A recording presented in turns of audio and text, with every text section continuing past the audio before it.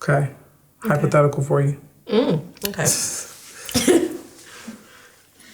Let's say Yeah. we're at a party. Maxwell's playing. Love him. You don't know me. I don't know you. And I ask you out on a date. Would you say yes?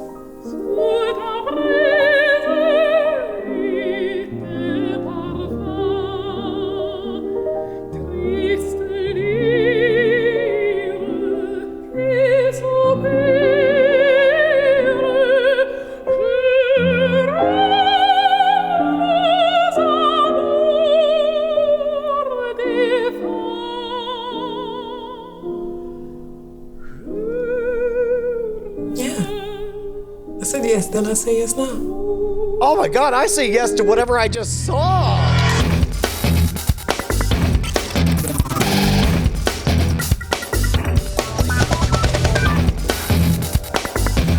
Welcome to Cordkillers, the show about watching the stuff you love when you want, where you want, however you want. I'm Tom Merritt. I'm Brian Rushwood, but most importantly, that looked an awful lot like a trailer for Master of None Season 3 that did not appear to have Aziz Ansari in it, but apparently is from Aziz Ansari. What is happening? This new season of Master of None, coming to Netflix May 23rd, focuses on Denise, Lena Waithe's character.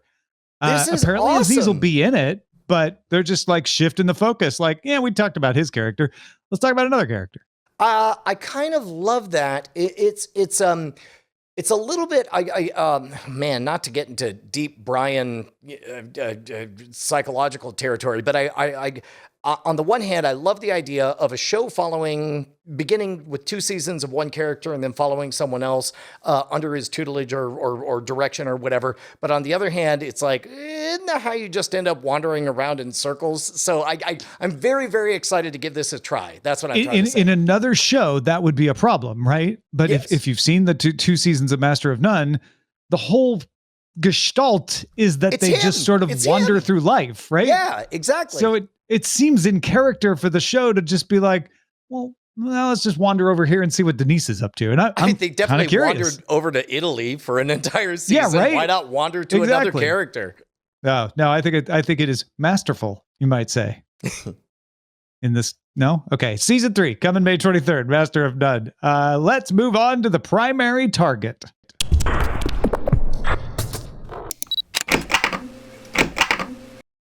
It's that time once again, folks. Netflix took home 7 Academy Awards on Sunday for Mank and Trial of the Chicago 7, split up amongst those 2 movies.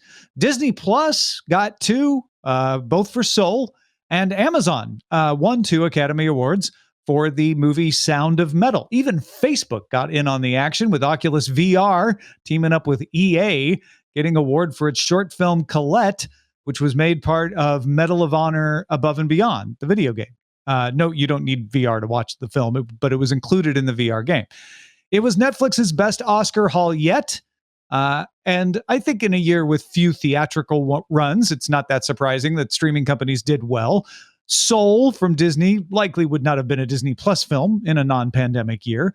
When we talked about on this show and Frame Rate before it, how we have gone from speculating on streaming shows getting awards to covering the first time a streaming show got an award to the first time multiple streamers got awards to how it's become a normal thing.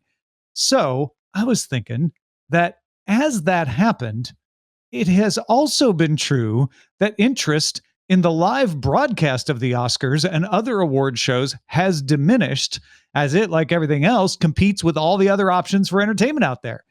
This year's broadcast of the Oscars was watched by 9.85 million people. That's a lot of people, but that's a rating of 1.9 and an all-time low for the Oscars, down 58% over last year. Now, obviously, 9.85 million, that's a lot of people. Oscars are still important to millions of movie fans, but it's definitely not as massively important as it used to be. Back in the 1980s, the Oscars was criticized for being too mainstream. Lately, it's become seen as a stamp of quality, lesser-known movies. So is that what it's good for? It's kind of a guide to like, hey, you might have missed Nomadland. Check it out. Is it a list of critically acclaimed movies. Should anyone still care about the Oscars, Brian? Tom, in a good relationship, you define boundaries in terms of what's in bounds and what's out of bounds. I kind of feel like before you and I even talked, because we have not talked about this, but I have strong and very confused feelings, and maybe you'll guide me one way or the other. We'll see how it turns out. But before we even begin, cordkillers@gmail.com. Please chime in on this, because on the one hand, this is everything we've wanted. We wanted recognition for straight to video, streaming only, watch what you want, when you want, on whatever device you want, movies. We wanted the glitz, the glamour, the Hollywood or whatever, but also it's under terrible conditions. It's like, yes, this is everything I wanted, but not like this, not like this. But also the art that is being featured and showcased is very, very good. And for example, let's take Facebook winning an Oscar for the Oculus documentary.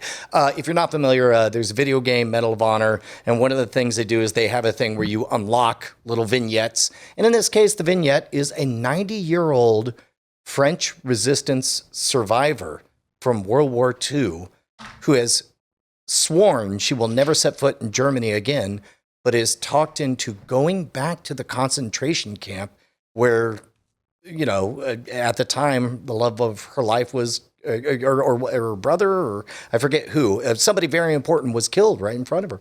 I really look forward to seeing this. And I suspect that whatever this beautiful piece of art is, it would never in a million years, in any alternate timeline, get the attention that it's about to get as a result of this silly, dumb trophy that was handed out by Hollywood to Hollywood. And I think that's the cross purpose here, right? Is I've already seen Scooper Nova Girl very eloquently make that same point of like, it's just celebrities congratulating each other. And it is. And I've mocked that repeatedly. It's the Hollywood Awards featuring, and just in case somebody's new, like every Best Picture is about how important acting is. But, and that has been true, I think it's less true now than it used to be. I think in the 80s, because I remember going through the period of changing my mind about the Oscars and always like, yeah, nothing good ever wins the Oscars. It's always just whatever the big money men like, which that was the stereotype of the Oscars. And then suddenly indie films started to get nominated, and then smaller films started to win. And then now you look at it, and granted, Netflix is not some small indie studio, but the stuff like Mank, Trial of the Chicago 7, Judas and the Black Messiah, Nomadland, those are not blockbusters. You don't see the big blockbusters getting nominated. You see good movies getting nominated. And every once in a while, because it is Hollywood professionals voting on it, you know, the best actor does tend to be the actor that did the acting film about the acting, right? Or Hollywood's like, oh, I love this movie about Hollywood because I'm in Hollywood. But I feel like they do it less than they used to. And I feel like the Oscars are becoming less of an event where people care about watching it and more of a list where people care about what's on it. And not even necessarily what wins as much as, okay, this is my to-read list. This is the Booker Prize of movies. And may I chime in? Please. Yeah. By the way, this is John Rael stepping in for Bryce Castillo. John Rael lived in L.A. for 12 years, so I had to chime in on this Oscar talk. He's a recovering L.A. Hollywood person. Yes, and I will always remember serving coffee in Starbucks to an actor voiceover friend of mine. And I was at that jaded, cynical, like, what is the point of the Oscars? Like, what is this dumb thing all about? And he said, John, we got to sell tickets, man. We got to sell tickets. And so my perspective is, if your movie has already made its money back, you shouldn't even be nominated. Well, we'll put a pin in that. But that sentiment of like, I'm happy for streaming services to be so well represented, but I'm bummed. I don't do a lot of sports analogies, Tom, because I'm bad at sports, but I understand there are some records in sports that have an asterisk next to them. And Sure. there's some like explanation of like, but that was because of blah, blah, blah, blah. The most famous example is Roger Maris broke Babe Ruth's record, and they put an asterisk to note that the season was a few games longer the year Roger Maris broke it. So he had more games to do it. I think it was, like a week longer. Right.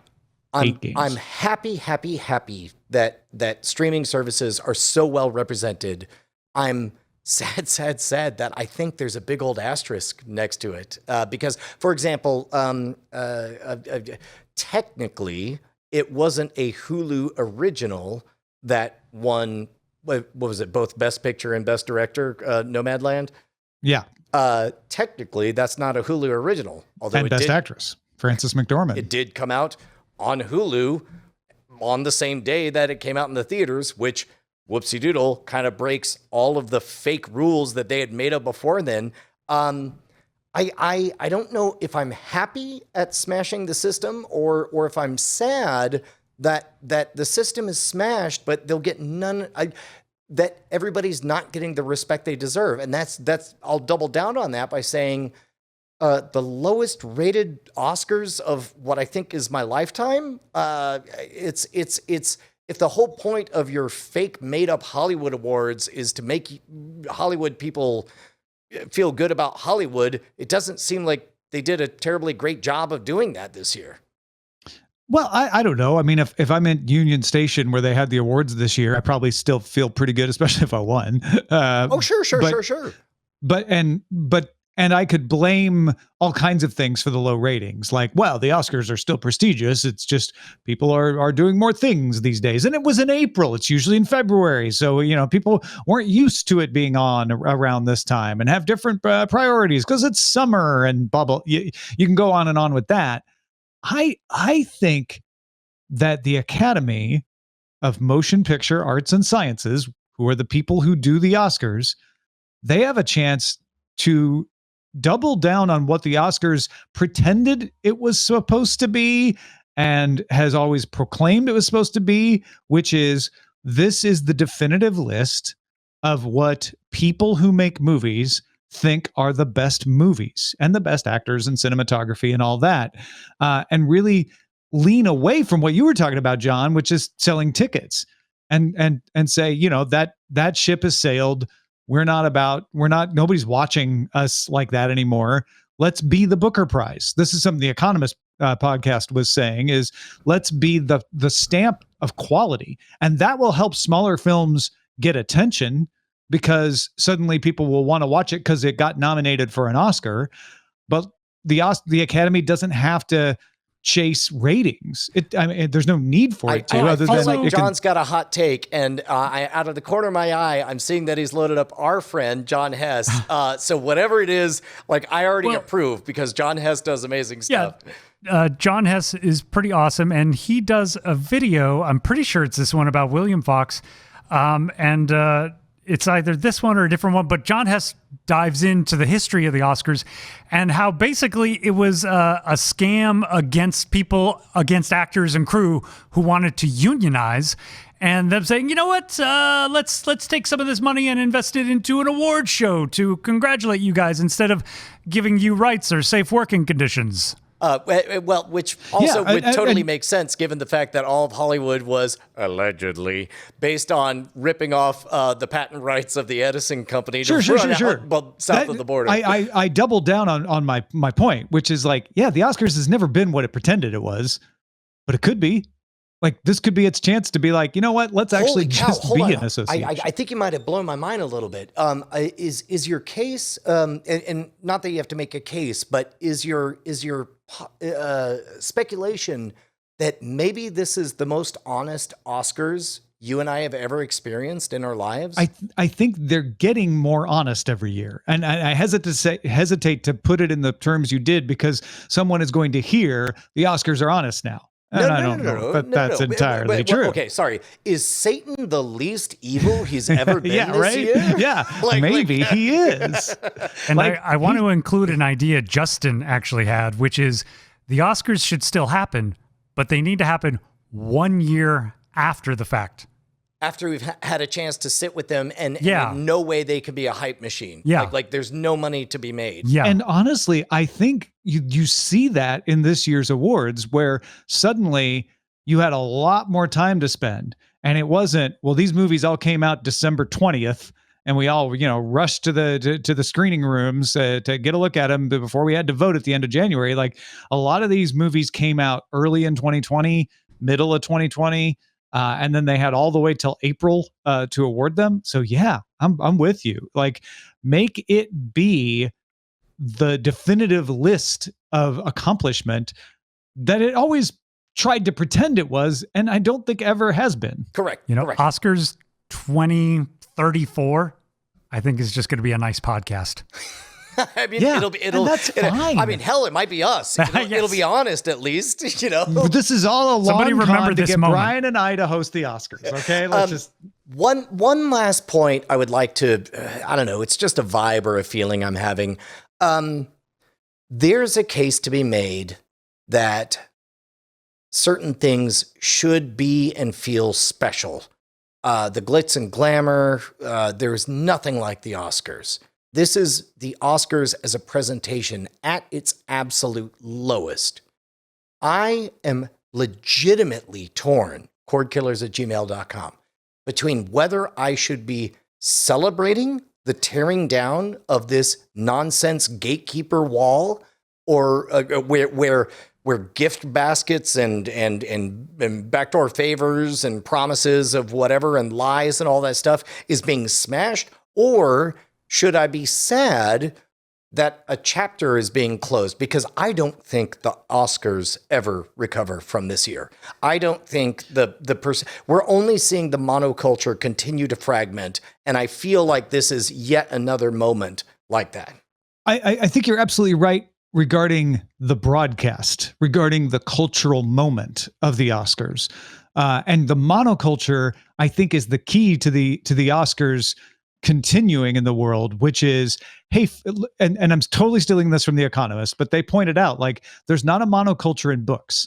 There's not a blockbuster book. Even bestseller books don't have the same weight they did back, decades before. Take it from me, the guy who fake wrote a fake erotic fiction story and still hasn't read it and hit a bestseller list.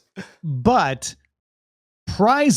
literary prizes still carry a lot of weight, and people look to them for guidance of, like, okay, I want to read a really good book. What won this prize? What won the Pulitzer? What won X, Y, and Z? And so the Oscars can be that, where it's not a cultural moment. It's not a mass phenomenon. It's the industry saying, hey, you know what? This octopus documentary, like, not super popular, but really good. You should go check it out. Also, this movie that used only 2 actors to tell the story of people on the move in America. Certainly not, what you'd expect to be a massively popular thing, but really well told and really good. Go watch Nomadland. I think that to me is what I've been saying could be, not saying they will do it, but that could be where the Oscars go. You know what? In that regard, the Oscars to me have always been the place where a thing that I never heard of, but turned out to be pretty good, gets exposed to me.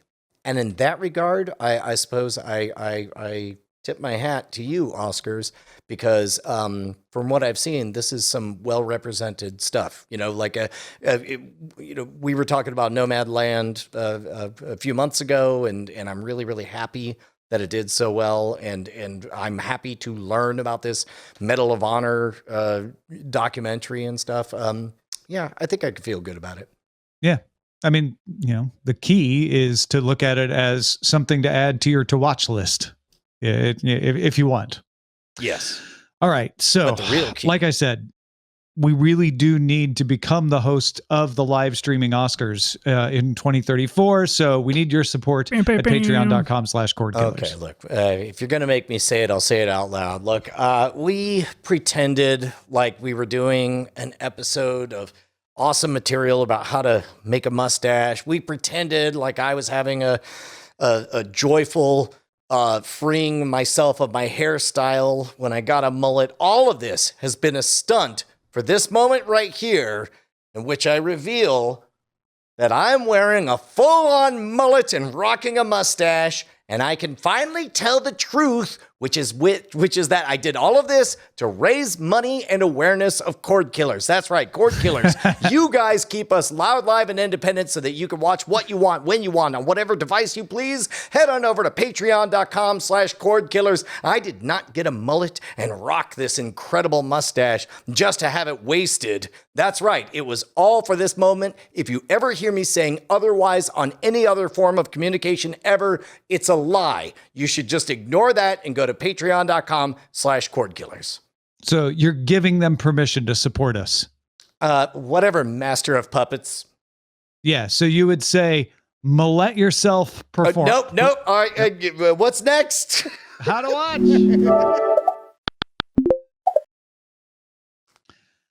This one's interesting. Apple is facing 2 class action lawsuits over its sale and rental of TV shows and movies. Is it a copyright thing? Did they overcharge? No. In one suit, David Andino argues on behalf of the class, because these are class action suits, that the term buy in the App Store is deceptive. B-U-Y. B-U-Y, buy, is deceptive because Apple can terminate a person's Apple ID, which then terminates access in the cloud to purchased content. U.S. District Court Judge John Mendez denied a motion to dismiss the suit. Apple wanted to dismiss it prima facie. They don't have a case. The judge said, no, they've got a case. We're gonna take it to trial. You may not win, you may not lose, but we're going to take it to trial. In another class action suit, Matthew Price claims on the behalf of the class that Apple causes financial damage when it terminates an account. And yes, Matthew Price had his account terminated. Price says he lost $24,590.05 worth of iTunes, App Store, and in-app purchases when his account was terminated. So for the sake of argument, let's just assume that Apple had every right to terminate his account, because that's not what his lawsuit is about. He's not trying to dispute that his account should have been terminated. He's saying, but when you did it, I shouldn't have lost access to all the stuff I paid for. Apple's videos and apps are all able to be downloaded and stored. Apple does encourage you to use their cloud storage, including offering settings that will automatically remove files that are not frequently accessed, but it is possible for you to set it up so that none of your apps, movies, and TV shows disappear. You can have your own copies. Apple does not let you download 4K copies of content. Those can only be streamed. However, it also, remember, doesn't charge extra for offering 4K versions. Apple has that thing where it's one price whether you get HD or not, and if the device you're playing it on can handle 4K and you've got an internet connection, then you can watch the 4K version. So I think the Matthew Price one is a little more complicated to deal with. The David Andino one is pretty straightforward. Like, is it okay for them to call it buying a movie when there is a license involved that could make it disappear? Or is the fact that you can download it and store it yourself, and even if it disappears from their cloud service, you've still got it, does that make it okay to say buy? Tom, normally when a guest can't make it and it's just the two of us, I worry about whether or not we'll have a lot to talk about. Then I saw today's rundown, and all I want to say is, before I start talking, Tom, cordkillers@gmail.com, because I am having very complicated feelings about this. Part of me says, look, the right move, and by right, I mean, if I'm advocating for, like, let's say Apple hired me or Amazon hired me or whoever hired me, is you never, ever allow the illusion to anybody that they are buying a thing. And then I picture my client, Apple, saying, yeah, but we're calling it buying, and the label says buying. And as an advocate for Apple, I just want to say, change that word immediately. Like, what do you change it to? Yours. It's yours. You want it? So, it's but yours. I'm in a store and it says $3.99. You write click the word here gimme. to yours. Gimme. Whatever. There's a million words that means I have it, but don't mean the word buy, because Brian, we've know. actually user tested all of those, and buy has an appreciable increase in sales. I appreciate that. But mark my words, Apple. Someday, years from now, somebody is going to hold you to task for the fact that you are using the word buy, and per the legal definition, I'm going to have to agree with the whatever circuit court We still have judge. that pile of cash over there? Yeah, we do. We can fight that. Okay. Not a problem. Okay.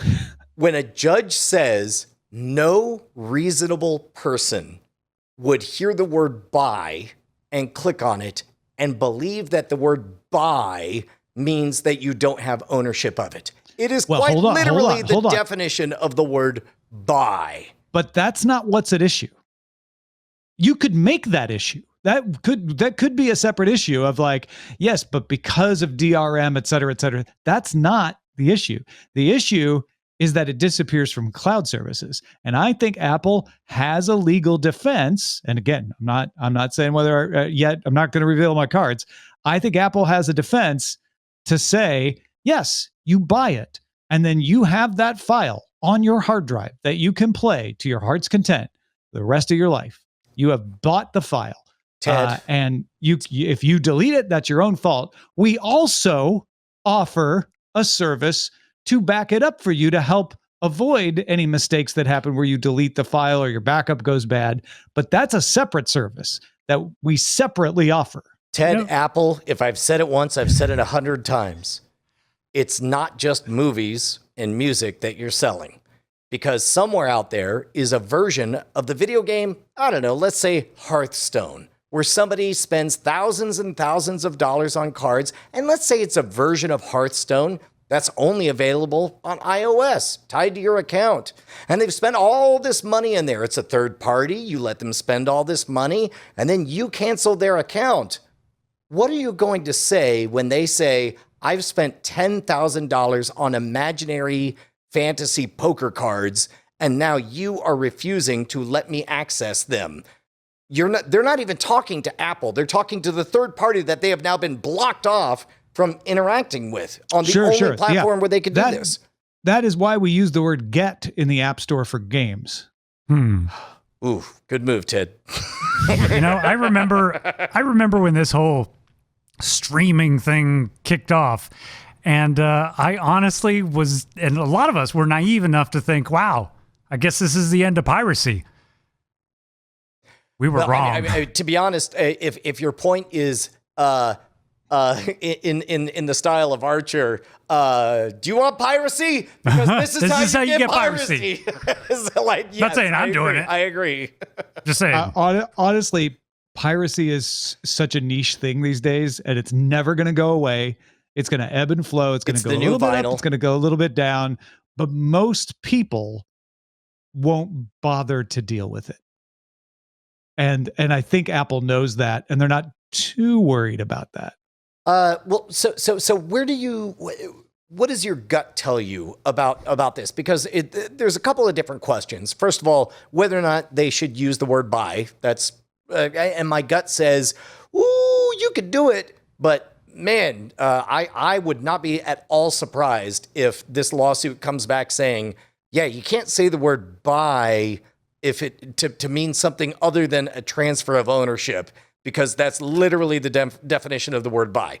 And then, but separately, like the whole scheme of unlimited access to, provisionally, blah blah blah blah blah. I'm fine with all of that. I've got multiple answers to that. One is the legal answer, which is we call lots of things buy that just mean you paid money for it. You buy a plane ticket. Doesn't give you any rights to the plane. There's all kinds of terms and conditions on the back of that ticket. In fact, you don't even get a ticket anymore. You just get an email. Right. You get a vague promise that you will be given transport from point A to point B. Yeah. Which they might take away. I think legally speaking, Apple is in pretty good shape to be like, there are many definitions of buy. We are not taking away ownership of it on your hard drive, and that's what you buy, and we make that clear in our terms. So legally, I think they're okay.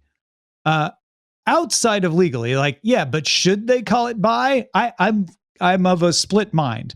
Part of me definitely goes with the argument of but what kind of ownership is that really? When your whole system is set up to be like, yeah, but keep it in the cloud, and then they can take it away from you. They don't, generally speaking. It's rare that they take it away from you, but obviously it happened to David Andino, so it can happen. I think that is kind of crappy to call it buy, but at the same time, I also feel like, well, now you're just arguing semantics. Like, we all know that it's not actually buying. We all know it's not the same as having the DVD. So is it really just are you just trying to gotcha them the way they tried to gotcha you? Like, I think maybe we could all come to an arrangement of like, and this may end up with me back where you were saying, Brian, we're like, all right, well, if it's buy in the digital world, we all understand what that means, or maybe we need a new word. Yeah. And on top of that, full disclosure, not to get too heavy, but I lost my brother 6 months ago, and I still don't have access to his Apple phone and all of the content that's on it, because on the one hand, Apple, I think, does have a very forward-thinking stewardship ideal of what they term digital property, and they will respect a next of kin transferal of it. But we still haven't even made it through the morass of paperwork and all that stuff. Mm-hmm. So all of that has me maybe a little bit brittle when it comes to dealing with the Apple ecosystem, especially this sort of callous, like over the top request for dismissal or whatever. It's like, man, if my brother bought a thing and he's dead now, and I would like to have the thing, and I still ain't got the thing, and you can just decide I don't get the thing, that don't sound like he bought nothing. You know, that fuels a little bit of this speculation. Sure, and that's fair to note, because there's some emotion to this. People should remember that, you know, when you're talking about court cases, companies, plaintiffs, they all do things for different motivations than the reasons of the case, right? Apple makes a motion to dismiss to see if it'll work, because they can, right?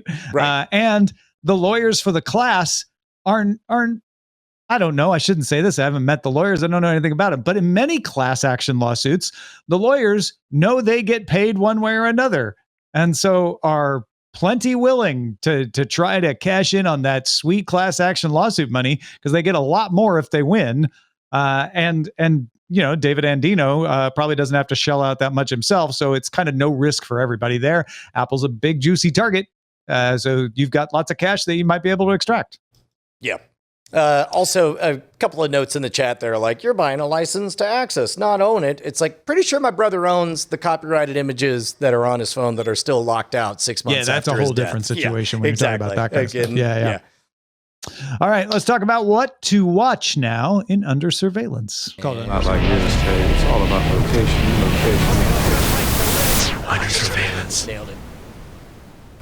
A listener named Bryce tipped us off to the... Brius, I think it's pronounced Brius. Oh, my apologies. Brika tipped us off to the MODOK trailer, MODOK, all caps. It's an animated Marvel property coming to Hulu May 23rd.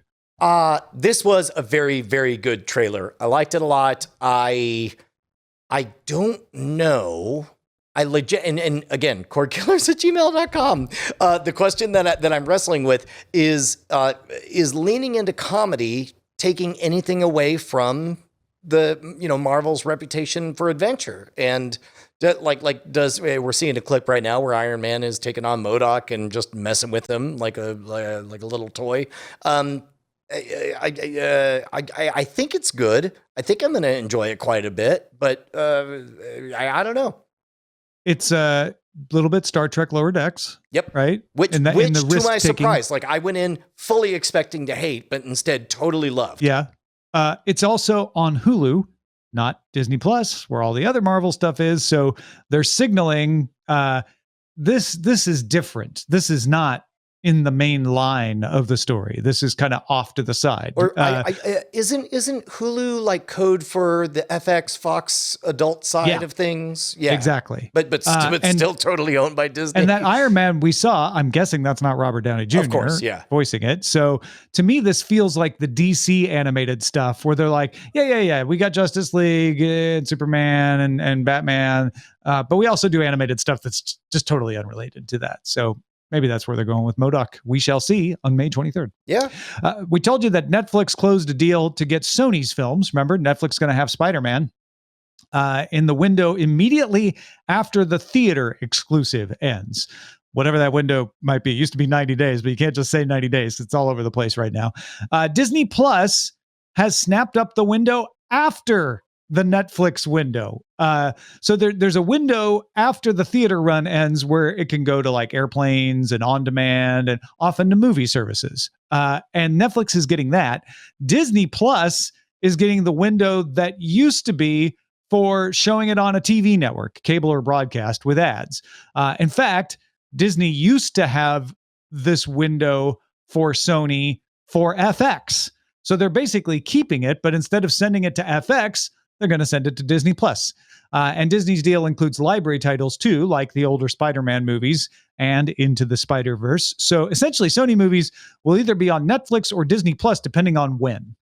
So tell me if I'm misreading this, but Disney Plus right now is well positioned as essentially being the closest thing to quote unquote everything in the Marvel world as you're going to get. It makes total sense. I don't care how much money they wasted. I don't care how many millions of royalties just randomly show up in people's check boxes. That's a thing. But it seems to me like chasing that ever closer dream of, if it has the word Marvel, there's one place you go. It's Disney Plus. End of discussion, right? And the fact that some Spider-Man movies won't always be there is going to be a cause for consternation. I can already imagine the email we get where people complain like, I thought they had all the Marvel stuff, but then why isn't Spider-Man? And it's over there on Netflix. And that, oh, wait, I was watching Spider-Man on Netflix and now it's gone. And you, because you listen to Cordkillers, can explain this to people. You're like, well, see, it's the window thing, right? Yeah, but what email address would they go to? Well, I would send it to cordkillers@gmail.com. Right. Low grumble. The Hollywood Reporter and Deadline's sources say a fourth Captain America movie is coming, starring Anthony Mackie and co-written by the Falcon and the Winter Soldier showrunner Malcolm Spellman, along with Falcon staff writer Dylan Mousson. Marvel has not made an official announcement about it, but I think we were all wondering, like, okay, he's going to be Cap, but is he just going to show up in movies, or going to have his own movie? Sounds like he's going to get his own movie. Awesome. I rarely do this, but let's just punt all discussion on this story to Spoilerin time, where we'll talk about the last episode of Falcon and the Winter Soldier. Yeah, we'll be talking about that quite a bit in Spoilerin time. It's hard to extract feelings about a Captain America movie from how you feel about the Falcon and the Winter Soldier, but especially when they lead with from the same people who just brought you the thing you just sat through. I didn't say sat through. I meant watch. Just tell the people you don't want to talk about it right now. I don't want to talk about it right now. All right. ESPN Plus is going to stream a Marvel-themed NBA game on May 3rd. Golden State Warriors and the New Orleans Pelicans game will be broadcast normally on ESPN. If you're like, I don't truck with any of this, I just want to see my normal NBA. Well, you can get that on ESPN. But if you watch on ESPN Plus or ESPN2 or ESPN Deportes, Marvel superheroes will join the broadcast from a Marvel-themed studio with a Marvel storyline running through the game. 3 players from each team will be, quote-unquote, competing to fight alongside the Avengers as Marvel's champions. So basically, it's fantasy basketball. They'll be giving points for goals and rebounds, taking away points for turnovers, and the players with the most points at the end of the game will become part of the Avengers-ish, kind of. So here's what they figured out is fantasy football, fantasy baseball, fantasy basketball, or whatever, they're all nonsense engines that you get to project your own narrative onto. And we've been doing this on Night Attack and NSFW for years. But it's very curious to see it branded, because And again, cordkillers@gmail.com. I have no answers this episode, Tom. I have no hot takes because I'm very conflicted. Because part of me says this is brilliant because the only thing that's weak about a random number generator is the lack of a narrative to project on it. That's why Blaseball has worked out so well, is because it's a fake narrative that you can project onto it. And so now they're taking this fake narrative and projecting it onto it as a second layer. So you can not care about the NBA, but because you do care about Marvel, end up really caring about this game because you want Iron Man to defeat MODOK or whatever. However, if there's one thing I'm told about sports is that the people who like sports for sports' sake tend to take it pretty seriously and tend for it not to want it to not be a silly nonsense random number generator, and instead really want to know whether a foot was 1 centimeter inbounds or out of bounds. So I'm trying to reconcile the two of those things. Well, let me see if I can help you reconcile it. There are people who watch the Avengers and say, but in the comic books, ... And there are people who watch the Avengers and say, that was fun. I enjoyed it. I would like more like that. Same goes for sports. If you're a Pelicans or a Warriors fan, you're going to watch ESPN because you don't want to be messing with the narrative you're already enjoined in, right? If you're an NBA fan, you might still want to watch ESPN. But if you're in a broader set of people out there, which I think are numerous, of like, yeah, I like the sports. Put on some of the sports. Let me just see what's on. You might not choose to watch a Warriors Pelicans game. You might watch a hockey game or a college football game or a rugby game or something else. You want to watch some sports, but you don't really care what until this happens. And you're like, just want to see the thing go to the thing and the guys make it across the line. And so this is like, oh, well, let me pick this one because this one looks a little more interesting when I normally wouldn't pick this one. I think we're going to see a lot more of that because I'll tell you this much broadens interest in any particular game. 90 minutes ago, I was at Pluckers and I looked up from my hot wings and I saw Black Panther on the screen. I don't know what it was about, but then all of a sudden it transformed into a guy and then they went back to showing Black Panther. And I was like, I've never been more interested in whatever this sports thing is because I don't understand why they're saying Black Panther on this. Yeah, exactly. So we had the Nickelodeon and women's oriented versions of broadcasts that we talked about CBS doing. Simulcasts of football games where they, for kids, they called the touchdown zone or the end zone, the slime zone. And then women talked about, I've never met a woman, so I don't know what they talked about, but and then there was regular sports talk for everyone else. Yeah, I think we're going to see more and more alternate broadcasts, and it will be interesting to see which ones succeed and which ones don't. But they're going to try all kinds of stuff. Hold on. One second. And again, cordkillers@gmail.com. Can you imagine a future 10 years from now, 20 years from now, where people grow up in this already fragmented world where they don't know football as anything other than the SpongeBob game, and they like it's the same event, the Super Bowl, but to them they just have a completely different skin on everything, and they're like, oh my God, when Patrick made it past the Squidward and into the slime zone, I couldn't believe it. And there'll be conversations of, well, they used to have blackouts where you couldn't watch it on TV because they wanted you to go to the game, and people will say, wait, they blacked out all the different broadcasts. You know, I remember this moment. I was at Disneyland, and I found this mug that was a Donald Duck shape as Darth Maul for coffee. And I'm just thinking, if aliens landed and they're like, explain this, I'd be like, okay. There's a bean on the other side of the planet. Yeah, it would take so much context. Up to speed. Yeah. And that's what these games are to me. It's just so much context. Indeed. All right, we got a few other notes here. Delayed seasons of The Witcher and You will return to Netflix in Q4. Still not solid dates, but they're on the map for Q4. Jeremy Renner posted on Instagram that shooting has wrapped for the Disney Plus series Hawkeye. No premiere date for that yet, but they're done shooting, so that one's going to come later this year as well. NBC and Sony are in negotiations to bring back the soap opera Days of Our Lives for its 57th season. That is expected to happen, but just notable that it's been on that many seasons. Hulu will make a 10-episode sequel series to How I Met Your Mother starring Hilary Duff. And Apple released a new trailer for season 2 of Ted Lasso, coming to Apple TV Plus on July 23rd. 2 quick questions. Tom, have you ever tried to look directly into the sun? No. Well, I mean, I've tried to figure out if I could figure out how to do it without going blind. Yes. That's a yes. But it was so bright that out of fear you averted your eyes, right? Exactly. Yeah. New question, John. I didn't try hard Have enough, you is seen what I'm all of Ted Lasso season 1? I have not seen any of Ted Lasso. Forgive me. It will happen. I will take care of it this weekend. This is how we get pirates. Continue. John, you look at the sun, Tom. It's a very good trailer. It made me very happy. Indeed it is. Those are all true things. All right, let's talk about what we've had our eyes on. Brian, what you been watching? I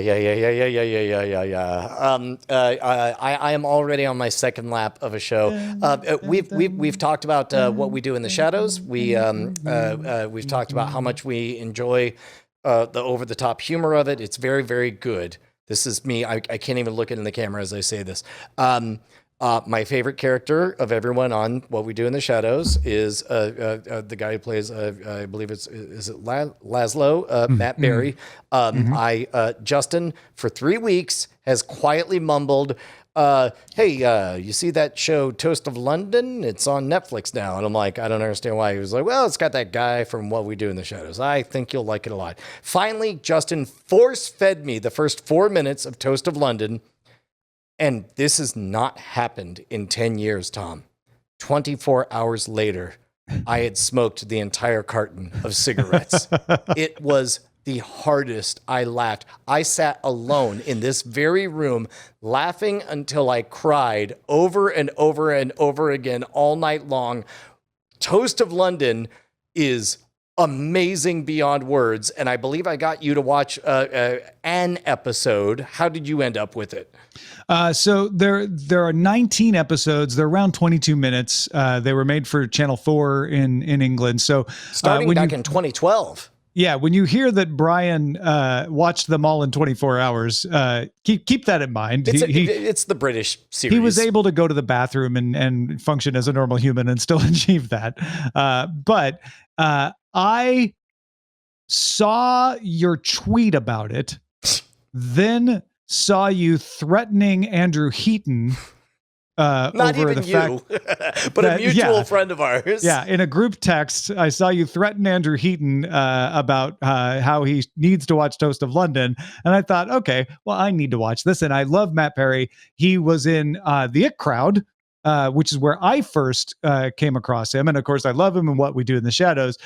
So yeah, I have made it through all of season 1 and 2 episodes into season 2. And it really is delightful. I'm right there with you. It's like a comedy writing workshop because every character's name just flat out spells their purpose. I almost said purchase. But the but Ray Bloody Purchase. Well, and they say everything 3 or 4 times so that you're really primed for whatever reveal they want to do in the third act. It's astonishing, and I think, quite honestly, you and I grew up because I called my friend Jason Murphy and I was like, why is this so good? What is it about this that is causing me to do a second lap within the first week? Yeah, and exactly. It just breaks all the comedy rules in my brain. Exactly. What I suspect is we grew up in the age of the sitcom where there's a pacing, a tempo, and somebody comes in and they clap and there's a laugh track and all these things.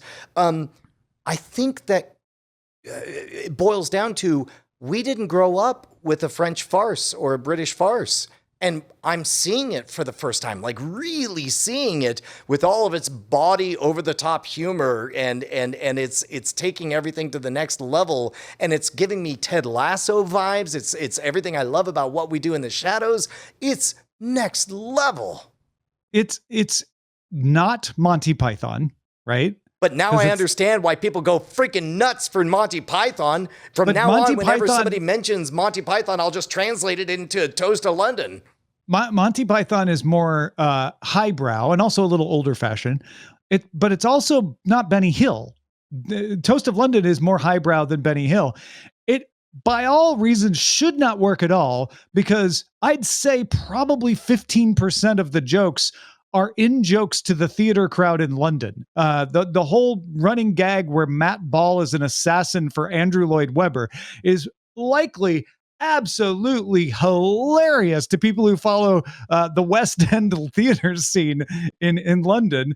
But I still enjoyed it because, I mean, I know who Andrew Lloyd Webber is. I had no idea who Matt Ball was, but I was like, this is just a funny concept. It shouldn't work as well as it does. And a lot of the jokes aren't actually jokes. I mean, I don't want to be a snob, but it's like there's no setup, there's no payoff. It's just hit this line again and again. Like that's literally a plot point throughout the entire series, is that he doesn't do jokes. As a matter of fact, there's a moment he says he does the most curious thing. In the middle of a conversation, he'll stop, tell a totally unrelated anecdote, and then everybody laughs. And they're like, I believe they're called jokes. Yes, I've written some down for you. You should try them. It's great. Just, they're not so much jokes as just funny things to say. Yeah. Low grumble. Low grumble. And it's got lots of that stuff where you go back to the running joke and you find it hilarious even more so every time, to the point where you annoyingly to your friend Brian are saying, yes, I can hear you, Clem Fandango, and everyone else who hasn't seen it are like, what are they talking about? I don't get it. I mean, we're those Monty Python nerds now. Exactly. Well, I have been watching Toast of London, as is clear, I'm sure. But I wanted to pick something that was also not Toast of London. So Eileen and I started watching Shadow and Bone, which is Lee Bardugo's novels, the Grishaverse novels turned into a television show on Netflix, and it's tasty. It's good. It's about a world that is sort of loosely based on Russia, like Tsarist Russia. So it's got a steampunk vibe to it. And there are these magician type people called Grisha, who the society sort of hates, but needs them. They need them because they're always fighting wars, and the Grisha are great at helping out with wars because they can do magic. Although the Grisha say it's not magic, it's just science that you don't understand, which I find like a nice, clever plot point as well. But also, one of the Grisha is responsible for creating this massive black cloud full of creatures that eat you, and all the people in this Russian-like nation have to cross through it if they want to get to the other side of the country, because they're at war with all the countries above and below what's called the fold. And then there's a chosen one who turns out to be able to do some stuff that might be able to get rid of the fold, and will she or won't she? That's the plot. So go check it out. It's called Shadow and Bone, now on Netflix. And totally what, action oriented, like a drama? Yeah, this is a sci-fi drama, right? I guess it's a fantasy sci-fi. It's got fantasy elements, it's got sci-fi elements. This is along the lines of His Dark Materials kind of vibe. Yeah. All right, what should we be on the lookout for, John? On the lookout from listener Anthony Shout Factory, the maker of cool DVDs and Blu-rays that we thought had long disappeared, acquires classic stand-up specials and series from Don Rickles' catalog starting next month. They'll be airing both seasons of his sitcom CPO Sharky, as well as the comedy specials, The Many Sides of Don Rickles Alive and Kicking, Mr. Warmth, and the Don Rickles Special. So if you like old curmudgeonly comedians, as we all do, check that out. Look for it. Tom, I'm not going to lie. This is a living nightmare for me. This is everything I fear, is me being dead and gone and my children having to suffer through every bad thing I did, like everything I've done before, this minute has been bad. And I only want everything for the next 20 minutes to be my legacy. That's right. You can get the entire collection of NSFW Show and Night Attack available on Apple VR Movies. Just press gimme. And then even worse, it's like they'll be enhanced where it's like it's VR and you're there and you're like, man, dude, he's really loose tonight. What's going on? Yeah, look at that. Full footage of every modern Rogue in 4K. Nope. Also, burn all the hard drives. Sorry, I'll be right back. If you got something we should be on the lookout for, email us cordkillers@gmail.com. Folks, I would like to exchange some emails with you. So if you would like to exchange emails with me, sign up for my newsletter, freetomnewsletter.com. That's it. That's all you got to do. I'll send you an email on Friday. It'll talk about some of the stuff I've been doing over the week, links to all the shows that I've done. No. And then you can respond to it. He's talking about it right now. No. I'll help him out. Oh, I'm sorry. I just got a phone call. There was somebody who said they wanted to sign up for, what was it, Free Tom Newsletter? Yeah, freetomnewsletter.com. .com? That's right. Yeah. Right. Okay. They don't have a computer. Where should they go for that? They should go to a computer. Well, they don't have one. They've got lots of money, though, and what they value is high-quality customer service, and they'd like to support the show in some way. I'm sorry. I'm live on the air. Is there some place they should go to get a computer so they can sign up for Keep Tom Alive? That's a really good point. We could have them buy a computer, but I know that's probably sounds like, oh, it's a lot of money. Am I going to get the best bang for my buck? So, Brian, we should give them a deal. Can you give them a deal? Will you take a deal? They said they'll take a deal. They said what they want is the best-in-class customer service. They want somebody right here in Texas, somebody who supported the show with a half dozen systems, keeping us alive, top of best of breed of everything. Do you have anyone? I'm sorry. It's just we're in the middle of a stream. Here, just tell them to go to doghousesystems.com. That'll explain everything. If they go to doghousesystems.com/v/rogue, they get a free solid state drive. doghousesystems.com/rogue. Use promo code ROGUE. Spell it right. ROGUE. Get a free SSD. Thank you very much. Bye. All right. Phew, sorry about that, folks. It happens sometimes. All right. Take a deep breath. Let's move on to the front lines. No more calls. Front lines.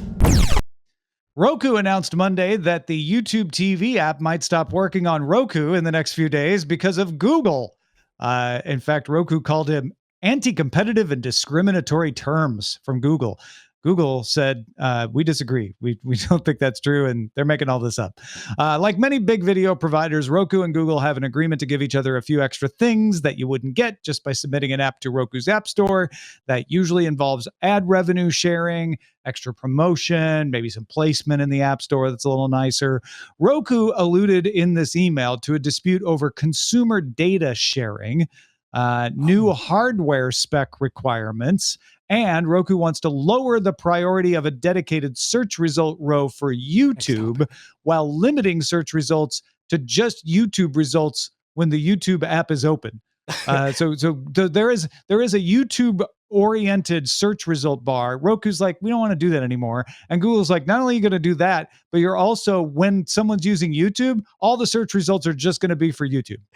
Two things. First of all, I don't know if the mics picked me up saying countdown. We usually do the countdown during this segment. John saying what? and saying I have my countdown. But the second, the big part is, isn't this the same fight that we saw between like local network affiliates and cable? I thought we were leaving all that behind. Well, no. It was the same fight we used to see with a local network or national networks and cable affiliates. And then we saw it between Peacock and HBO Max and Roku.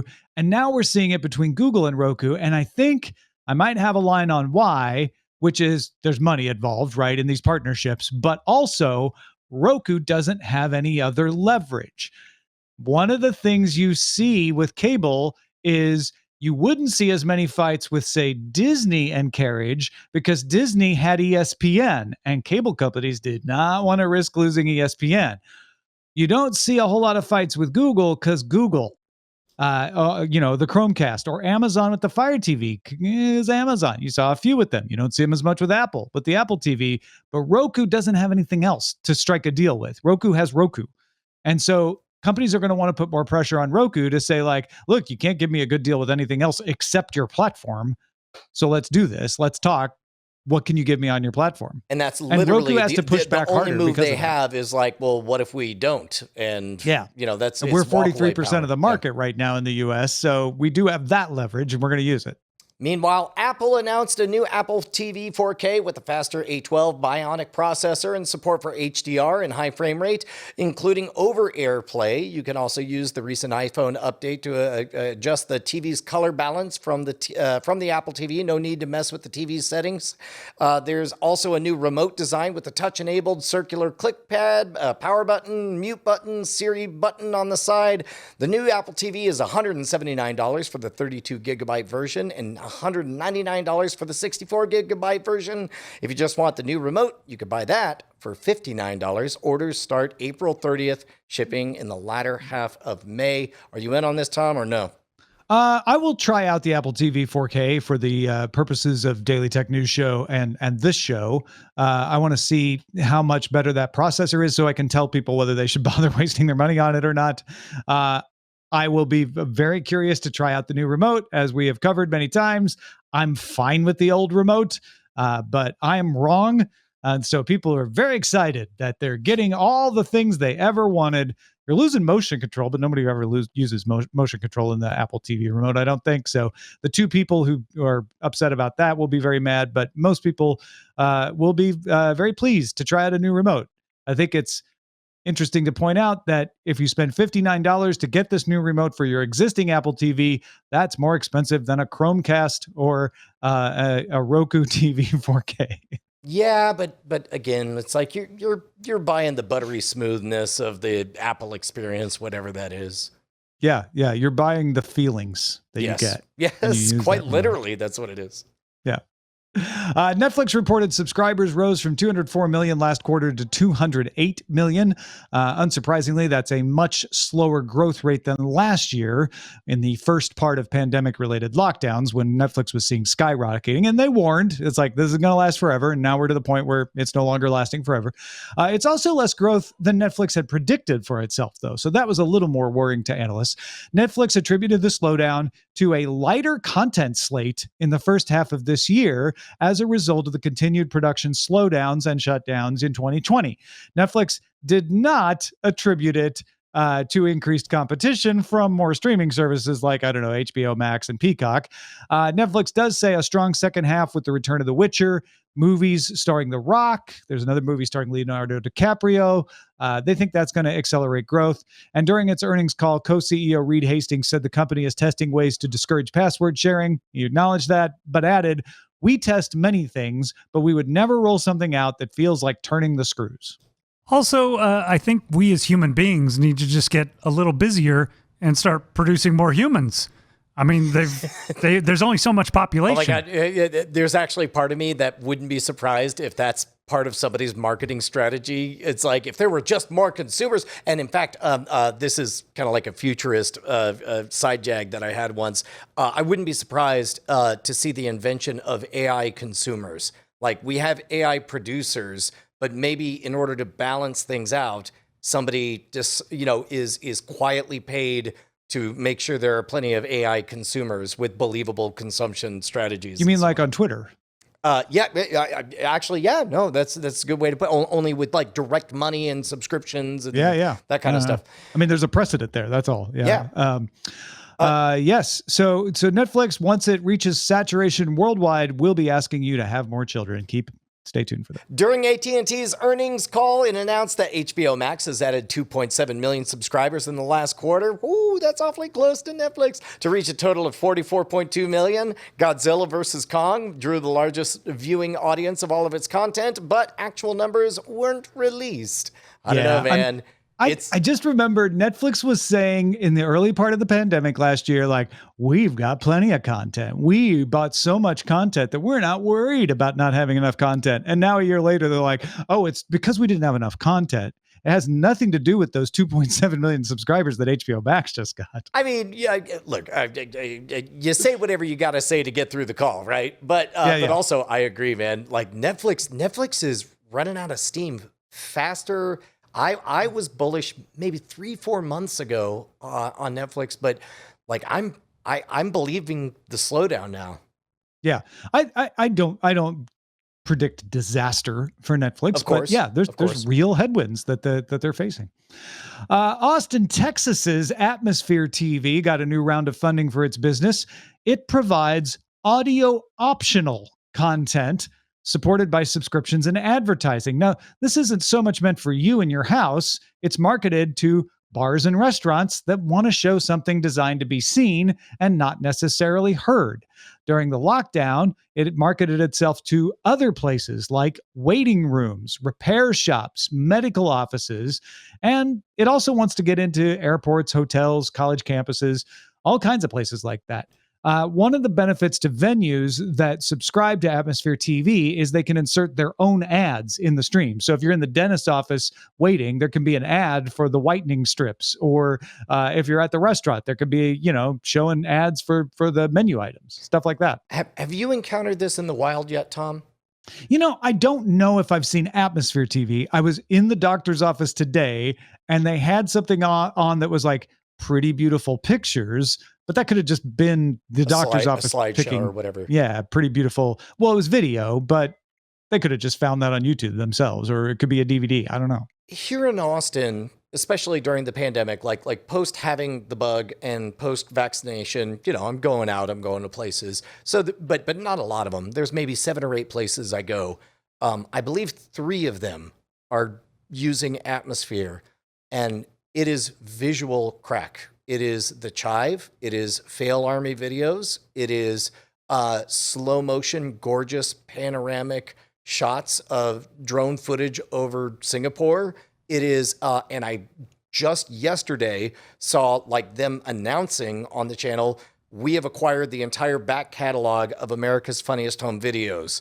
And I was like, they're going to make all the money in the world, because in a world where I'm surrounded by, I kid you not, 78 televisions, all showing sports, there are 2 that are showing anything that my eyes have a hard time looking away from, and they're Atmosphere TV stuff. I have not been bullish on this company or their model, but I am now very bullish on it, and I want to suddenly find out if they're taking investors.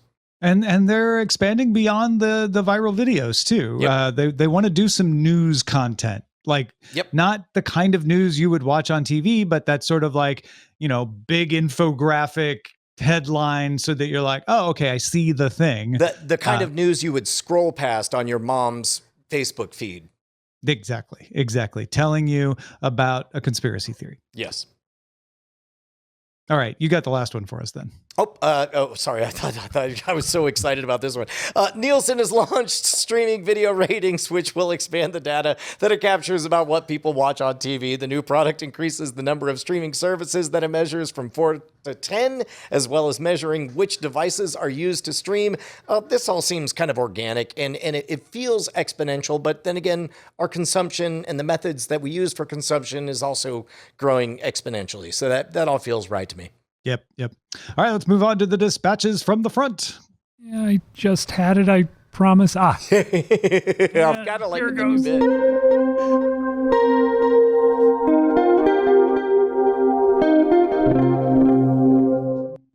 Kurt wrote in and said episode 357 last week should have been titled Briceless. And that is a very good title, but we're going to be Briceless for a few weeks. And so we can't, just as we can, every time Tom's not on the show, we can't call it a show with no merit.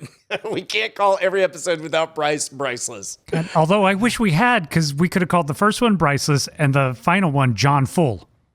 John Full. And then when we start doing actual on location, we can do one with John in Washington State and call it Briceless in Seattle. Okay, look, Tim writes in saying, Brian mentioned that the number one reason he'd go back to the movie theater is when it's safe for kids. And for me as a non-parent, he says the number one reason I did not go to the theaters that much in the past was Kids. Every movie is so much better without random shouting, running around. He lists all the things you would expect from poorly behaved kids.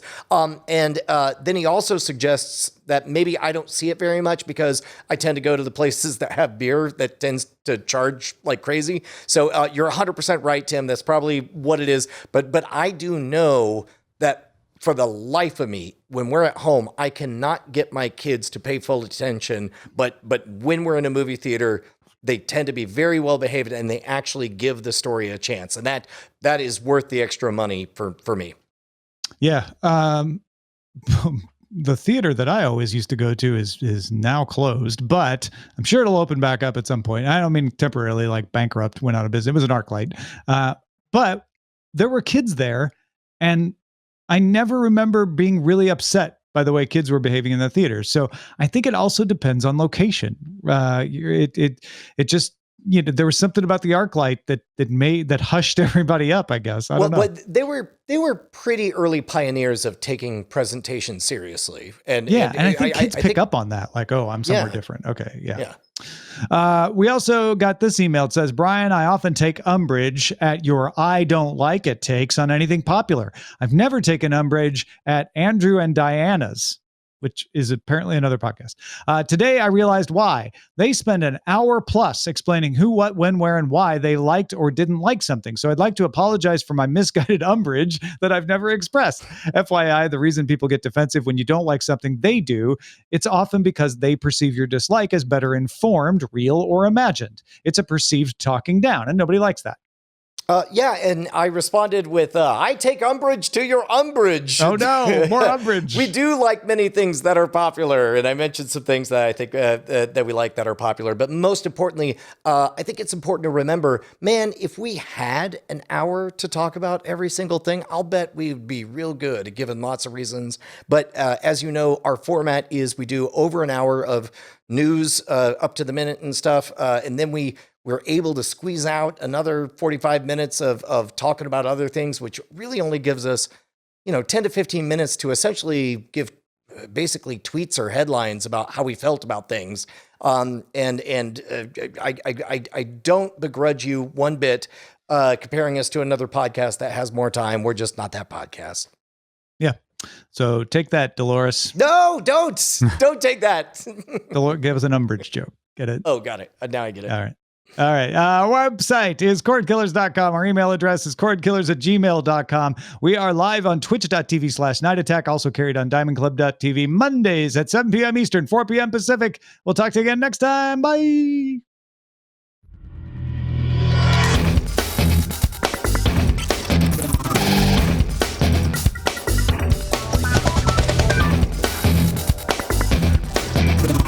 Hey, Tom Merritt.